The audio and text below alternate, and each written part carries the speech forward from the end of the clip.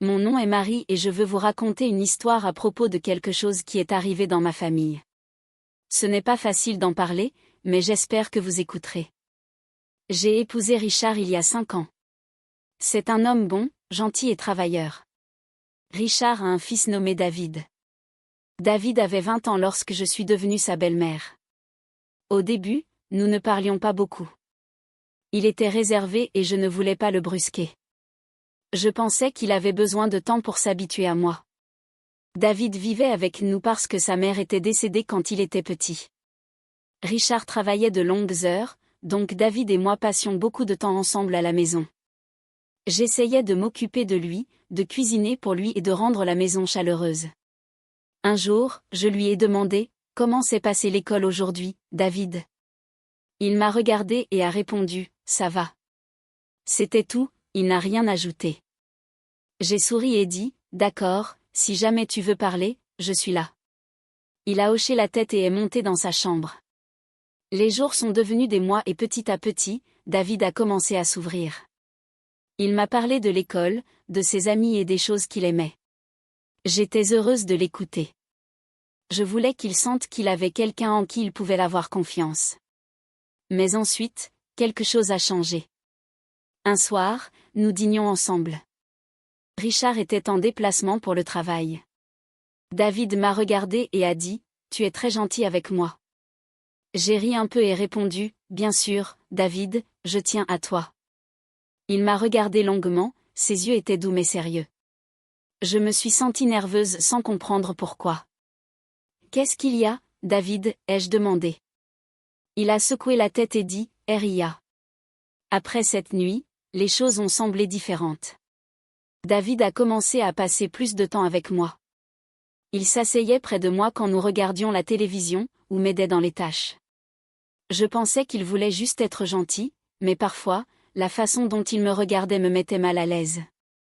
Je me disais que ce n'était rien, c'est juste un garçon. Mais au fond, je me sentais troublée. Un soir, Richard était sorti tard. David et moi étions dans le salon en train de discuter. Il m'a parlé de sa mère. « Elle me manque tellement », a-t-il dit.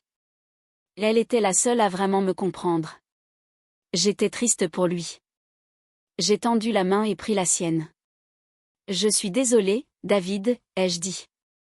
Elle serait fière de l'homme que tu es en train de devenir. Il m'a regardé à nouveau avec ses yeux sérieux. « Tu crois vraiment ?» a-t-il demandé. « Oui, je le crois », ai-je répondu. Cette nuit-là, je n'ai pas pu dormir. Je pensais à David, à la façon dont il me regardait. Je me disais, tu es sa belle-mère, tu aimes Richard, il n'y a rien d'anormal ici. Mais mon cœur était lourd et je ne savais pas pourquoi. J'essayais de garder les choses normales. Je nettoyais la maison, cuisinais et m'assurais que David allait bien. Mais à l'intérieur, j'étais confuse. David était gentil et attentionné. Il m'aidait dans les petites choses. Si je faisais tomber quelque chose, il le ramassait rapidement. Si j'étais fatiguée, il disait « Tu devrais te reposer, je vais m'en occuper ». Un jour, je cuisinais dans la cuisine. David est entré et a demandé « Tu as besoin d'aide ?» J'ai souri et répondu « Bien sûr, tu peux couper les légumes pendant que nous travaillons côte à côte. » Je me sentais heureuse, c'était agréable d'avoir quelqu'un avec moi. Mais ensuite, David a arrêté de couper et m'a regardé. Ses yeux étaient doux, comme s'il voulait dire quelque chose d'important. « Qu'est-ce qu'il y a, David ?» ai-je demandé. « Tu fais de cette maison un foyer ?» a-t-il dit doucement. Je ne savais pas quoi répondre. Mon cœur s'est réchauffé, mais j'avais aussi peur. « Merci », ai-je dit.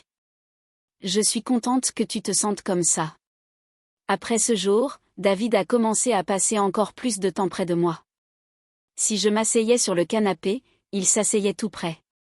Si j'étais dans le jardin, il venait dehors pour me parler. Il avait toujours un mot gentil à dire, « Tu es tellement attentionnée, Marie », m'a-t-il dit une fois. J'aurais aimé que ma mère puisse te rencontrer. Ces mots me faisaient me sentir spéciale mais aussi confuse. Je ne savais pas si j'interprétais mal les choses. « C'est juste un garçon », me répétais-je encore une fois. Mais un soir, Quelque chose s'est passé que je ne pouvais pas ignorer. Richard était sorti avec des amis. J'étais dans le salon en train de lire un livre. David est venu s'asseoir à côté de moi. « Qu'est-ce que tu lis » a-t-il demandé. Je lui ai montré le livre et nous avons commencé à discuter. Nous avons ri de certains passages amusants et je me sentais détendue. Mais ensuite, David a posé sa main sur la mienne. Je me suis figée. « Et David » ai-je dit doucement.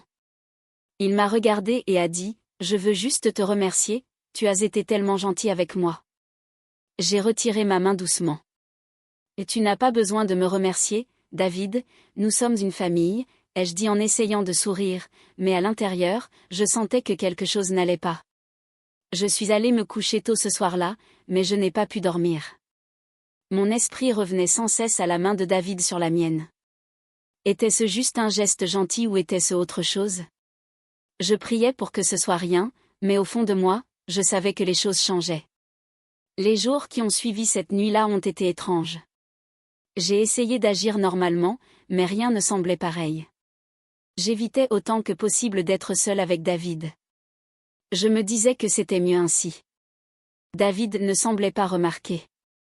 Il trouvait toujours des moyens d'être près de moi. Si j'étais dans la cuisine, il venait me parler. Si je pliais le linge, il s'asseyait à côté pour m'aider. C'était difficile de l'ignorer, mais j'essayais de faire de mon mieux. Un après-midi, Richard travaillait encore tard. Je nettoyais le salon quand David est entré. « Tu as besoin d'aide, Marie » a-t-il demandé. « Non, ça va » ai-je répondu rapidement. Je ne voulais pas qu'il reste, mais il ne partait pas. Au lieu de cela, il s'est assis sur le canapé et m'a regardé. « Tu es toujours si occupé » a-t-il dit. « Tu ne te reposes jamais. » J'ai ri un peu et répondu, « Il y a toujours quelque chose à faire dans une maison. » Il s'est levé et s'est approché de moi. « Tu fais tellement pour nous » a-t-il dit. « Tu rends cette maison vivante. »« Merci, David » ai-je dit en essayant de garder ma voix calme. Puis il a fait quelque chose que je ne m'attendais pas, il a tendu la main et touché mon épaule. Ce n'était pas un grand geste, mais cela a fait battre mon cœur à toute vitesse. « Et David » ai-je dit fermement en reculant d'un pas, « qu'est-ce que tu fais ?» Il m'a regardé, les yeux pleins d'émotion. « Je ne sais pas comment le dire » a-t-il dit, « mais je tiens à toi plus que je ne devrais. » Je me suis figée, mon esprit tournait à toute vitesse. « Et David, arrête » ai-je dit. « Tu ne peux pas parler comme ça, je suis ta belle-mère. »« Je sais » a-t-il dit rapidement. « Je sais que c'est mal, mais je ne peux pas m'empêcher de ressentir ce que je ressens. » J'avais l'impression que l'air avait été expulsé de mes poumons.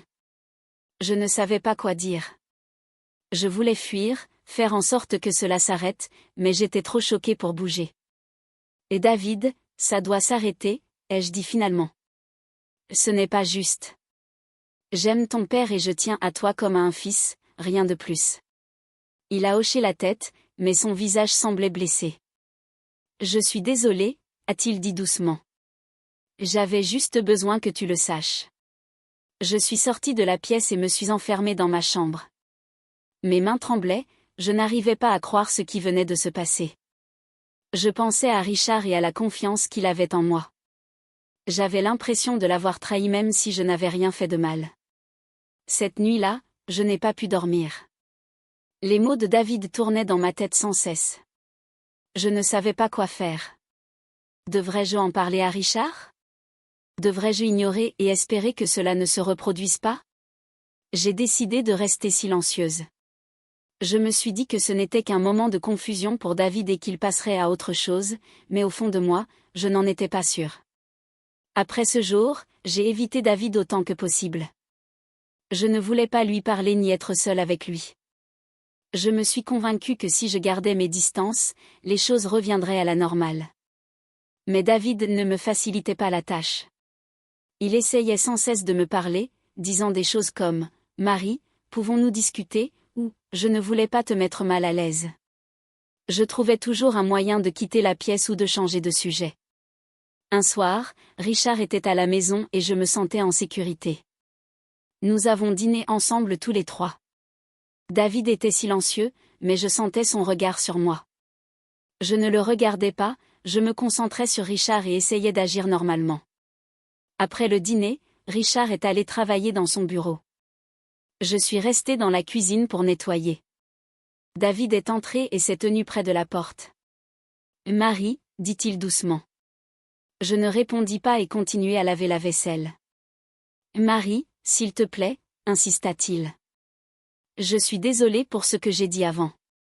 Je ne voulais pas te mettre mal à l'aise. » Je me tournai vers lui et répondis, « David, ce n'est pas quelque chose dont nous pouvons parler, c'est mal et cela doit s'arrêter. » « Je sais, » dit-il, la voix pleine de regret, « mais je ne sais pas comment arrêter de ressentir cela. » Je le regardais, pour la première fois, je vis à quel point il luttait.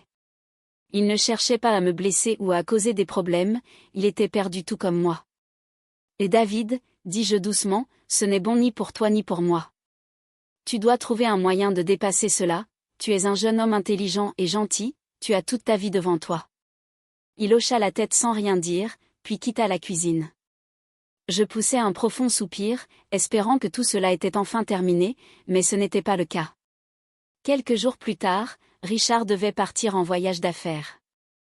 J'étais nerveuse à l'idée d'être seule dans la maison avec David, mais je ne savais pas comment l'éviter. Je ne pouvais pas en parler à Richard, que penserait-il de moi? Ce soir-là, David frappa à la porte de ma chambre.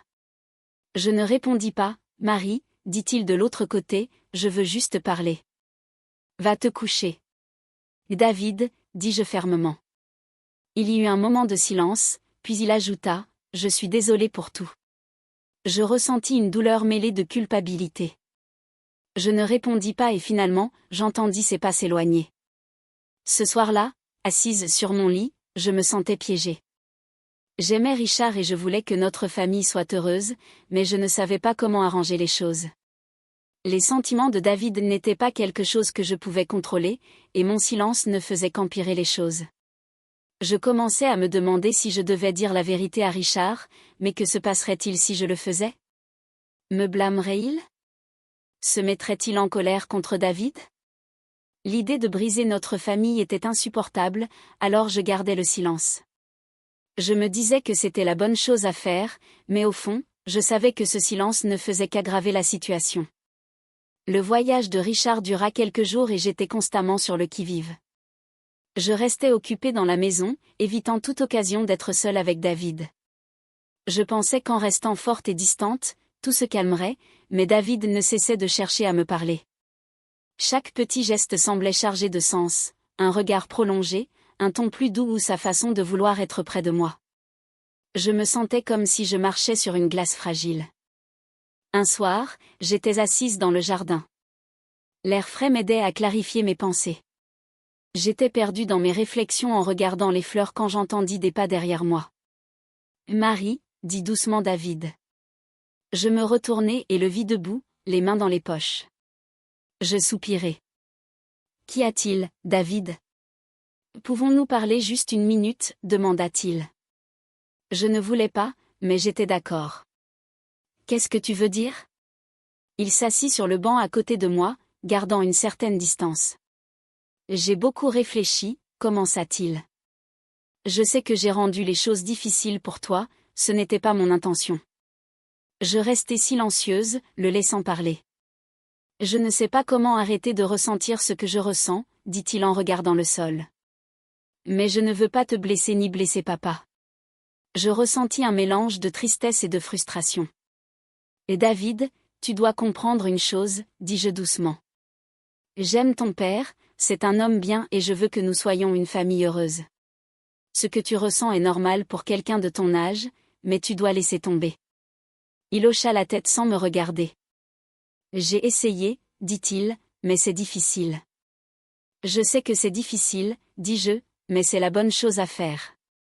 Tu es une bonne personne, David, tu trouveras quelqu'un qui ressentira la même chose pour toi, mais ce n'est pas moi. » Nous restâmes assis en silence pendant un long moment, j'espérais que mes mots l'aideraient à comprendre. Je voulais croire que c'était la fin. Ce soir-là, je verrouillai à nouveau la porte de ma chambre. J'avais peur de ce qui pourrait arriver si je ne le faisais pas. Je ne voulais pas penser que David ferait quelque chose de mal, mais je ne faisais pas confiance à la situation. Le lendemain matin, David était silencieux. Il ne dit presque rien pendant le petit déjeuner et quitta la maison tôt. Je ressentis un soulagement mêlé d'inquiétude. Je ne savais pas ce qu'il pensait ou ce qu'il pourrait faire ensuite. Lorsque Richard rentra ce soir-là, un sentiment de sécurité m'envahit. J'avais envie de tout lui dire, mais je n'avais pas le courage. Je ne voulais pas briser la paix que nous avions retrouvée. Cette nuit-là, allongée dans le lit à côté de Richard, je compris que je ne pourrais pas garder ce secret indéfiniment. Ce silence me rongeait et je ne savais pas combien de temps encore je pourrais le supporter. Le poids du silence pesait lourdement sur mon cœur, même avec Richard à mes côtés. Je ne parvins pas à trouver le sommeil. Je ne cessais de penser à David, à ce qui s'était passé et à ce qui pourrait arriver. Je savais que je ne pouvais plus rester silencieuse. Le lendemain matin, je pris une décision. Après le petit déjeuner, je demandai à Richard si nous pouvions parler. « C'est important, dis-je. » Il parut surpris mais acquiesça. Nous nous assîmes dans le salon. David était sorti, il n'y avait donc que nous deux. Mes mains tremblaient et je n'arrivais presque pas à le regarder. « Richard, commença-t-il, j'ai besoin de te dire quelque chose. » Son visage devint sérieux. « Quoi donc, Marie ?» Je pris une profonde inspiration. « Ça concerne David. » Il se pencha en avant, visiblement inquiet. « Quoi, à propos de lui? Est-ce qu'il va bien? » « Oui, il va bien, » répondis-je rapidement, mais il traverse une période difficile et ça a été dur pour moi aussi. Je lui racontai tout. Je lui expliquai le comportement de David, les choses qu'il avait dites qui m'avaient mise mal à l'aise et comment j'avais essayé de gérer la situation seule. Je ne rejetais pas la faute sur David, mais je ne cachais pas non plus la vérité. Richard m'écouta sans m'interrompre. Son expression passa de la confusion à la colère puis à la tristesse. Lorsque j'eus fini, il s'adossa au canapé et se frotta le visage avec les mains. « Je n'arrive pas à y croire, dit-il doucement. Mon fils, mon propre fils. Je suis désolé, dis-je, les larmes aux yeux. Je ne savais pas comment te le dire, je ne voulais pas te blesser. Richard me regarda, les yeux remplis de douleur. Tu aurais dû m'en parler plus tôt, Marie, j'aurais pu t'aider. J'avais peur, avouai-je. Je ne voulais pas détruire notre famille. Il hocha lentement la tête. Je comprends, mais nous devons régler ça. Il faut que je parle à David. Quand David rentra plus tard dans la journée, Richard l'appela dans le salon. Je restais dans la cuisine, le cœur battant à tout rompre. J'entendais leur voix, mais je ne pouvais distinguer les mots. Après un long moment, Richard vint me rejoindre. Il avait l'air fatigué mais calme. « Nous avons parlé, dit-il. David sait qu'il a mal agi. Il va aller chez sa tante pendant quelque temps pour que nous ayons tous un peu d'espace. » Je ressentis une vague de soulagement, mais aussi une certaine tristesse. « Tu crois qu'il ira bien ?» demandai-je. « Il aura besoin de temps, » répondit Richard, « mais il est jeune, il apprendra et tournera la page. » Je sentis enfin un poids se lever de mes épaules. Pour la première fois depuis des semaines, je sentis que tout pourrait s'arranger. Ce soir-là, alors que Richard et moi étions assis ensemble, il me prit la main. « Nous surmonterons ça, dit-il, ensemble. » Je le regardai et hochai la tête. « Oui, ensemble. » Et à cet instant, je sus que notre famille venait de faire le premier pas vers la guérison.